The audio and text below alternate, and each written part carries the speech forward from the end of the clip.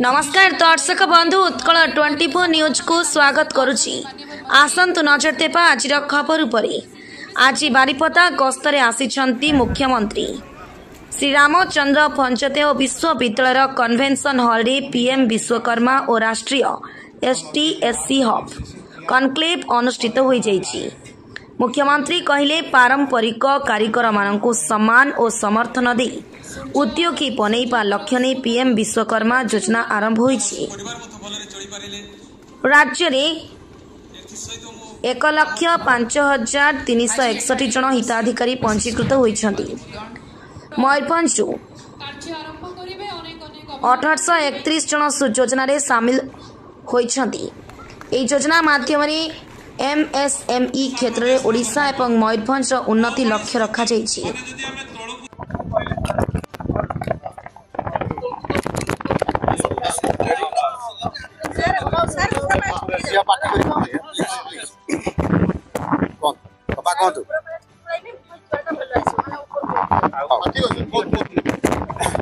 आज आम ओडिशार मयूरभंज जिलार बारिपदा ठारे पीएम विश्वकर्मा एवं एसटी/एससी हब अनुसूचित जाति एवं जनजातिर जो हब कनक्लेव एठी आज अनुष्ठित हो जाइछि। केंद्र एमएसएमई विभागर वरिष्ठ मंत्री श्री जितेंद्र राम माझी जी आज उपस्थित थिले एवं आज ये जो कार्यक्रम ये आरंभ होती विशेष करी आमर पीएम विश्वकर्मा योजना रे माननीय यशस्वी प्रधानमंत्री जी विशेष कर जो माने कौरिक वृत्ति अवलंबन कर आसुवा अनेक गोष्ठी आ समाज लोक मैंने प्रायतः 18 प्रकार से प्रकार गोष्ठी लोक मैंने अच्छा विशेष कर किए बढ़ई कम करुच्ची, किए राजमिस्त्री कम करुच्ची, किए कुम्हार कम करुच्ची, आउ किए आपंकर बाउंस कम कर विभिन्न कौरिक वृत्ति कम करुवा 18 प्रकार लोक मानू सेमानंकर जो पारंपरिक कारीगर एवं शिल्पी कम करुले सेमानंकु सहयोग करने सामना को आनिबा सेमानंकर आर्थिक सहायता प्रदान करी सेमानंकु स्वावलंबन करवा ये प्रकार गुरुत्वपूर्ण कथा को गुरुत्व देइछन्ति आम प्रिय प्रधानमंत्री। आ सेति आज जो ये बारिपदा ठारे जोटा गोटे राज्य स्तरीय एक कार्यक्रम होइछि विशेष करी मयूरभंज को फोकस करी सारा ओडिशा पई एटी प्लास्टिक पार्क आसीबो, एटी हमर एमएसएमई पार्क आसीबो, प्लास्टिक पार्क भी आसीबो, आपंकर एटी इंडस्ट्रियल पार्क आसीबो एवं निश्चित भाव में गोटे बड़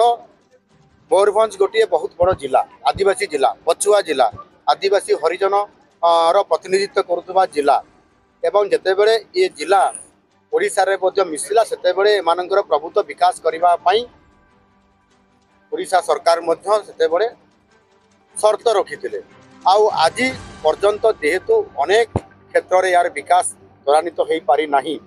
आउ एबे नुआ सरकार आसिला परे आम सरकार आसिला परे भारतीय जनता पार्टी नेतृत्व में सरकार आसिला परे आमे निष्पत्ति नहींचु जे मयूरभंज एक आदिवासी जिला होइतिबा कारणु याकु फोकस करिबा पई सेति Utkarsh Odisha make in Odisha conclave 2025 परिप्रेक्षी में मध्य आमे 10टी एटी छोट बड़ शिल्प आसवाई आमे सहित आलोचना करूँ प्रोजेक्ट को हाई लेवल कमिटी रे आमे अप्रूव भी करूँ किसी इंडस्ट्री आसबार योजना आम से रखीचु से मोटामोटी आज दिन में जो प्रथम पेज रे जो 10टी प्रस्ताव आसी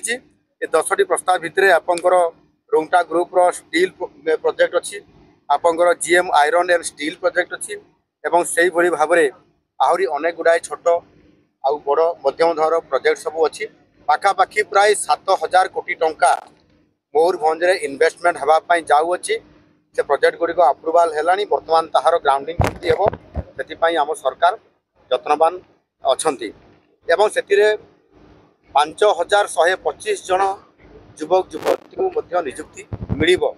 से दृष्टिकोण आगामी दिन में जो ये आमर एमएसएमई जो पार्क हे एवं विशेषकर यूनिटी मॉल जो हाँपाई जाऊँगी ओडिशा रे मध्य भुवनेश्वर रे ताहार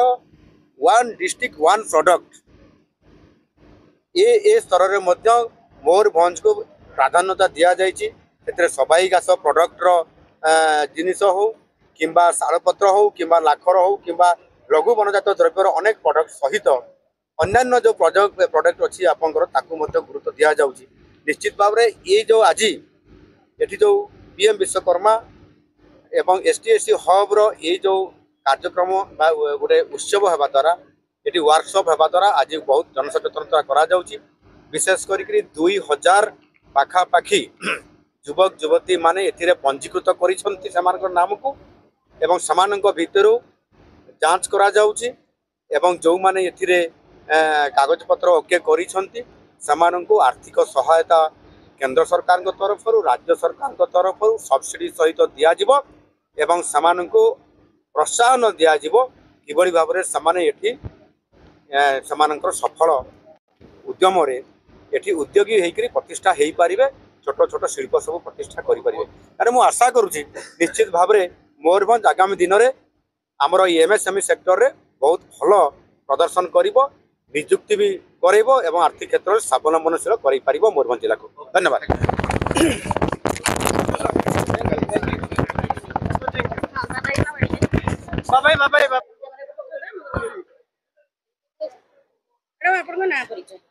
मो ना सुब्रस्मिता प्रधान मु जने उद्योगी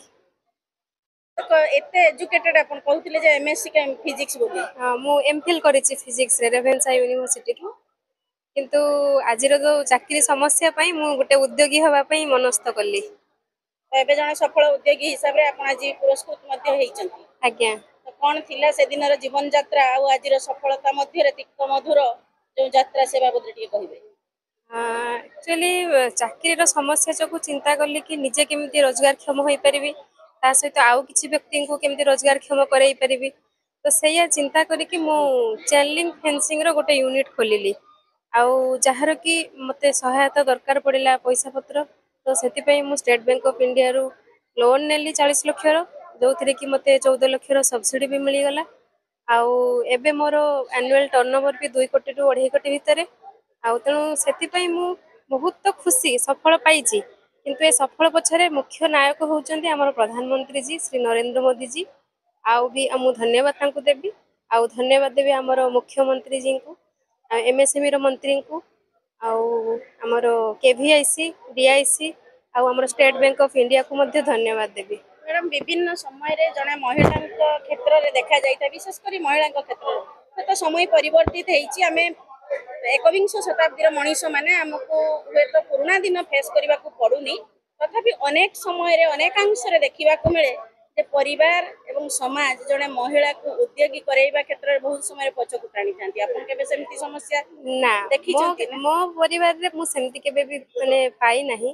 काहे कि ना मु एते एजुकेटेड आज मो बापा नाहंती चली जंती वर्षे हबो किंतु से सब बेले गोटे कथा कहंती जदी निजे सफल हो पारिबो ताले सेटा निजको श्रेय जीवो अन्य मानकु भी जीवो समस्त को जीवो किंतु ता पाई जे तमे अन्य को दोष दबो सेटा ठीक कथा न त निजे चाहिले जने निजे सफल हो पारिबो